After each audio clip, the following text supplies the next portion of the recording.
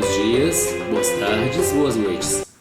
Caras alunas, caros alunos dos sextos anos, o objetivo desse vídeo é revisar o conteúdo Arte e Cultura Egípcia e ao mesmo tempo sanar algumas dúvidas. Algumas perguntas me foram feitas pelo Positivo O, correto? Com o final da pré-história, do Neolítico e da Idade dos Metais, o ser humano deixou de ser totalmente nômade. Por quê? Ele aprendeu a cultivar algumas plantas e a domesticar alguns animais, conhecido essa como a primeira grande revolução humana, correto? Na arquitetura, eles começaram a criar as primeiras habitações, as cabanas e as palafitas. Aprendeu a fazer costura rústica, né, com agulha de osso, a construir utensílios de cerâmica, ferramentas, objetos de ligas metálicas, já possuíam um vocabulário básico. E como eles já produziam alguma coisa para se alimentar, para se sustentar, a partir da primeira grande revolução que foi o pastoreio e regadio, já conheciam o fogo, óbvio. Se não fosse o fogo, não existiria a arte rupestre, que era realizada no interior das cavernas, né? A arte rupestre ou arte sobre rocha. Então, esse conjunto de fatores possibilitou que o homem saísse lá do período paleolítico, neolítico, pré-histórico, e começasse então o que nós conhecemos como período clássico ou Idade Antiga, período esse formado pelas primeiras grandes civilizações, e o Egito era uma delas, né? O Egito, China, Pérsia, Suméria, os índios os silvícolas, os pré-colombianos, incas, maias e astecas. Então, voltando lá no Egito. O Egito é um país localizado ao norte da África, na porção nordeste. O Antigo Egito inicia-se por volta de 3100 a.C., altura em que foram unificados os impérios do Alto e do Baixo Egito, correto? E termina no ano 30 a.C., quando a rainha Cleópatra VII foi derrotada na Batalha de Ácio, passando o Egito a ser uma província romana. Bom, a arte egípcia é uma arte devocional e monumental. A arte devocional que era devotada, né? É para devoção, para culto dos deuses e dos faraós. Visto que as grandes construções arquitetônicas e escultóricas eram compostas por pirâmides, templos, esculturas em homenagem aos deuses e aos faraós. A crença na vida após a morte, já falamos, e devocional, adoração aos deuses e aos faraós, uma arte devocional. As pirâmides são consideradas uma das 7 maravilhas do mundo antigo. Na pintura, desenho e pintura, eles criaram o que se convencionou chamar de regra ou lei da frontalidade, ou perfil característico, muito marcante nos desenhos na pintura egípcia. Essa regra determinava que o tronco e os olhos fossem representados de frente, cabeça, pernas e pés exibidos de perfil. Combinação de visão frontal e lateral. As pinturas eram consideradas pinturas parietais. Elas eram uma forma de comunicação e até uma maneira de auxiliar ou garantir que os falecidos alcançassem seus desejos ou sonhos no além-túmulo, no além-vida. A pintura seguia um padrão, ela seguia padrões, né? Além dessa lei da frontalidade, as cores tinham uma grande simbologia. De acordo com essas simbologias, a cor vermelha, por exemplo, era usualmente utilizada para representar a figura masculina, e os tons de amarelo, amarelados, para representar as figuras femininas. Assim como a arte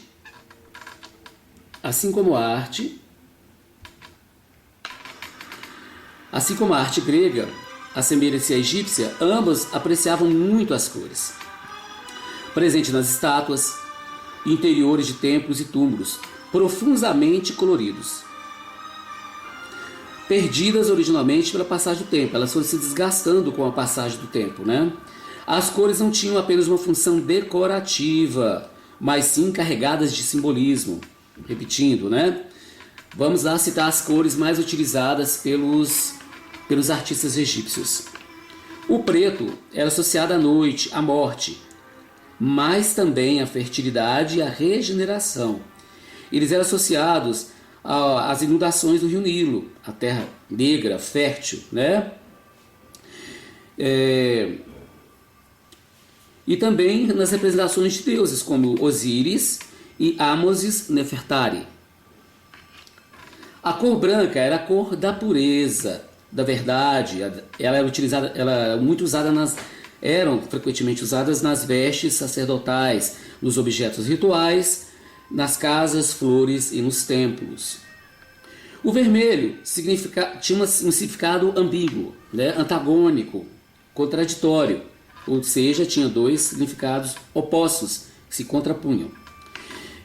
O preto, o vermelho, aliás, né? Ele significa energia, poder, sexualidade, versus ele era também associado ao deus Sete, que era um deus perverso, né? E também a pele masculina. Ou seja, o vermelho é associado à energia, ao poder, à sexualidade e também ao deus Sete, um deus perverso, um deus que na cultura cristã associaria-se ao diabo, por exemplo. O amarelo, visto que o sol e o ouro são amarelados, né? Então eles eram associados à eternidade. Correto? O amarelo do sol e do ouro eram associados à eternidade. As estátuas de deuses, objetos funerários, dos faraós e máscaras, todas feitas de ouro, eram todas feitas de ouro. O verde. O verde simbolizava a regeneração e a vida. Tem a ver com a vegetação, com a natureza ao redor, né? A pele do deus Osíris também poderia ser pintada de verde, porque ele era o deus da regeneração. Ele foi morto pelo deus Sete, né? Vocês lembram lá da mitologia grega, ele foi morto pelo deus Sete, o corpo dele foi esquartejado e as partes foram separadas, e logo depois a deusa Ísis, né? A esposa, através de sortilégios mágicos, óbvio, ela conseguiu unificar essas partes do deus Osíris. O azul era associado à água e ao céu.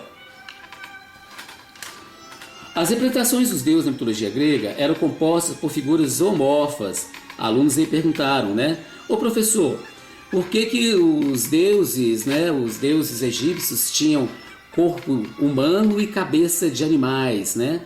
Geralmente eram representados dessa forma. Então, respondendo a pergunta dos caros alunos que fizeram, é o seguinte: as figuras eram zoomorfas. Zoo quer dizer animal, morfo, ou morfologia, quer dizer forma de animais, ou antropomorfas, forma de pessoas. Como elas eram zoomorfas e antropomorfas, né, elas são consideradas então antrozoomórficas, quer dizer que antro, homem, povo, zoo, animal, morfia, forma. Então elas eram formas antrozoomorfas ou antrozoomórficas, quer dizer que elas tinham metade de animal, era composta de metade de ser humano e metade de animais, correto? Por quê? Eles tinham a concepção dos animais como criaturas divinas. Acreditavam que os deuses podiam tomar forma humana, animal, ou que se misturassem ambos aspectos, que nós acabamos de falar. O antrozoomorfismo dependia do aspecto da deidade, né? do Deus que estava sendo representado, o local onde ele havia se manifestado e a natureza do Deus em si mesma. A princípio, a função do Deus era proteger os fiéis egípcios e a de afirmar a posição e de reafirmar ou afirmar a posição dos soberanos. Ok? Então essa mistura de figura humana com figura animal é conhecida como antropozoomorfia, ou antropozoomorfismo, ou antropozoomórfica. Mistura de antro, pessoa, zoo, animais, morfia, forma.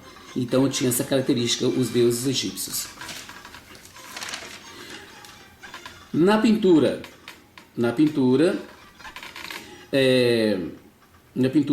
havia a lei da frontalidade, ou perfil característico, marcante na pintura egípcia. Essa regra é determinada. Os artistas não assinavam suas obras. O tronco e os olhos eram representados de frente, as pernas e os pés exibidos de perfil, combinação de visível frontal lateral. E as cores, né, as pinturas, eram parentais. Elas eram uma forma de comunicação, uma até uma maneira de auxiliar ou garantir que os falecidos alcançassem seus desejos ou sonhos além da vida. E nesse padrão de pinturas parentais, né, ou lei da frontalidade, o perfil característico egípcio, correto? A representação das figuras, algumas eram desenhadas, pintadas, retratadas, algumas figuras sobressaindo em relação às outras, ou seja, tinha um tamanho superior em relação a outra ou a outras. Isso denotava também status quo, ok? Denotava uma situação de poder, de maior influência, socialmente falando ou religiosamente falando, correto? Então a arte e cultura egípcia é extremamente interessante. É uma arte monumental, como já foi citado, composta de formas zoomorfas ou antroposomórficas, que é a mistura de figura, pessoas e animais, e é uma das artes mais interessantes do planeta e influenciou a arte e cultura grega, que por sua vez influenciou a arte e cultura romana. Correto? No mais, um grande abraço.